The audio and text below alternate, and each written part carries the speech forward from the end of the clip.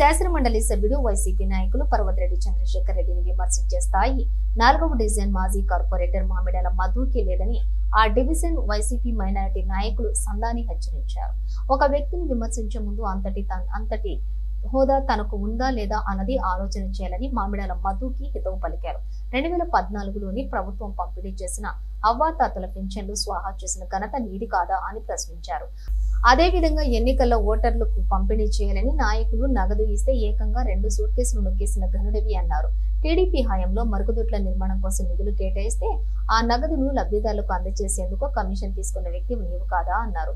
2014లో శ్రీధర్ కృష్ణారెడ్డికి నీవు చేసిన అన్యాయం ఆ డివిజన్ ప్రజలందరికీ తెలుసునన్నారు. కష్టపడి సంపాదించుకుని ప్రజలకు సేవ చేయాలన్న ఆలోచనతో రాజకీయ ప్రవేశం చేసి రోజు రోజుకు ఎదుగుతున్న పర్వతరెడ్డి చంద్రశేఖర్ రెడ్డిపై అర్ధరహిత ఆరోపణలు చేయడం సరికాదన్నారు.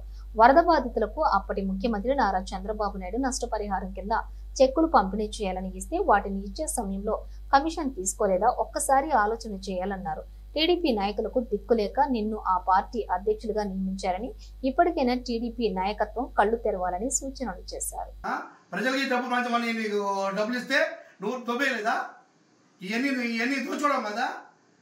నువ్వు మా నాయకుడి గురించి మాట్లాడుతున్నావా? ఒక కార్పొరేట్ స్థాయి నీది. నీ గురించి తెలియక అవగాహన లేక నీకు అదృష్టి పోస్ట్ ఇచ్చారు. 60 సార్లు నారాయణ సార్ క్యాంపస్కి పోయి నువ్వు బతుకులు అడుగుంటే నీకు అదృష్టి పోస్ట్ ఇచ్చారు. అర్థమైందా? అంతేగాని నువ్వు మా నాయకుడు మాట్లాడే స్థాయికి ఇంకా నువ్వు రాలేదు. ఇంకా ఒక ఎమ్మెల్సీ నెల్లూరు సిటీ ఇన్ఛార్జ్ మా నాయకుడు. ఒక్కసారి మా నాయకుడు ఇంటికాడికి పోయి చూడు. ఏంది ఒక చిన్న పిల్లలు సాయం చేయలేదా? ఒక్కసారి నువ్వు పోయి అధికారులు ఉన్నారో ప్రతిపక్షంలో ఉన్నా చూడండి. ఒకసారి కార్యకర్త 100 మంది కార్యకర్తలు వస్తారు మా నాయకుడి దగ్గరికి రోజుకి. కావాలంటే రోజు నీకు వీడియోలు పెడతా చూడు, ఫోటో పెడతా చూడు. అది మా నాయకుడి స్థాయి. ఇంకోసారి నోరు అదుపులో పెట్టుకొని మాట్లాడు మదన్న అన్న. వాడి వీడియోలు మాట్లాడబాక. మాకు ఆ సంస్కారం లేదు, ఆ సంస్కారం మాకు నేర్పిలేదు మా నాయకులు. నువ్వు వాడి వీడియోలు మాట్లాడబాక. నిన్నటి రోజు మా 4వ వార్డు మాజీ కార్పొరేటర్ మామిడాల మధు అతను మీడియా సమావేశం పెట్టి మాట్లాడుతూ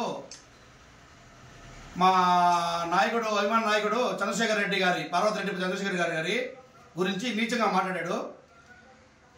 అయ్యా మదన్న, ఒకసారి నీ స్థాయి ఏంది, నువ్వేంది, ఒకసారి నీ స్థాయి గురించి తెలుసుకొని మాట్లాడు. ఎందుకంటే మా నాయకుడి గురించి మాట్లాడే స్థాయి నీది కాదు. మా నాయకుడు ఏ స్థాయిలో ఉన్నాడు, నువ్వు ఏ స్థాయిలో ఉన్నావు ఒకసారి గుర్తించుకో. మళ్ళీ ఇంకోటి మాట్లాడావు, అరాచకంగా అన్యాయంగా సంపాదించడం మీ నాయకుడు అంటున్నావు. నీ గురించి మాట్లాడమంటావా? నువ్వు చేసిన అన్యాయం చెప్పమంటావా? 2014లో అవ్వాతాతల పెన్షన్లు పేపర్కి ఎక్కావు. నిజంగా పెన్షన్లు నొక్కేసి పేపర్కి ఎక్కిన కార్పొరేటర్ నువ్వే. ఓకేనా? 22 పెన్షన్లు సోహా అవ్వాతాతల పెన్షన్లు నొక్కేసి పేపర్కి ఎక్కిన మొదటి కార్పొరేటర్ నువ్వే. నిజాయితీ కార్పొరేటర్ నువ్వు కూడా మా నాయకుడి గురించి మాట్లాడుతున్నావా?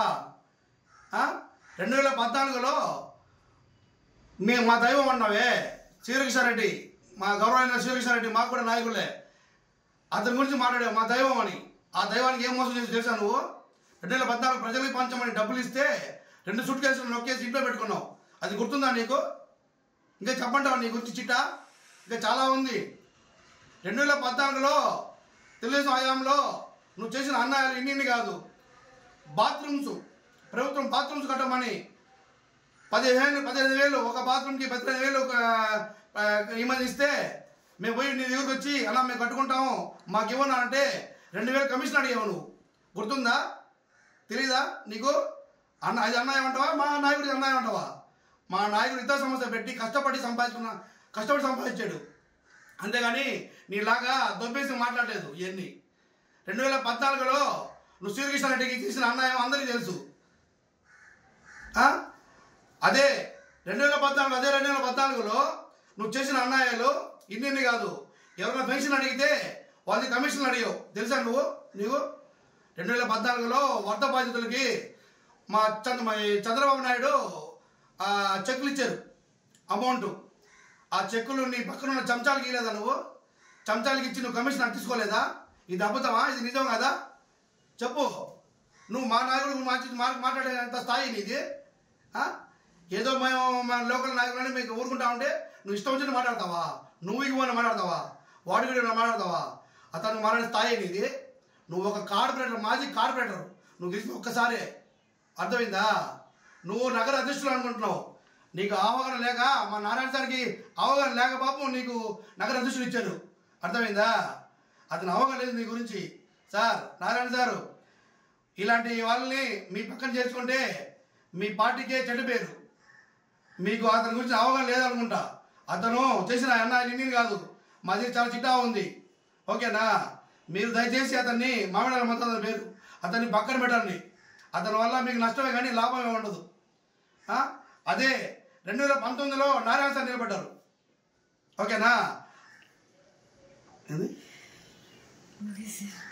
అంతేనా? ఇంకా చెప్తారా?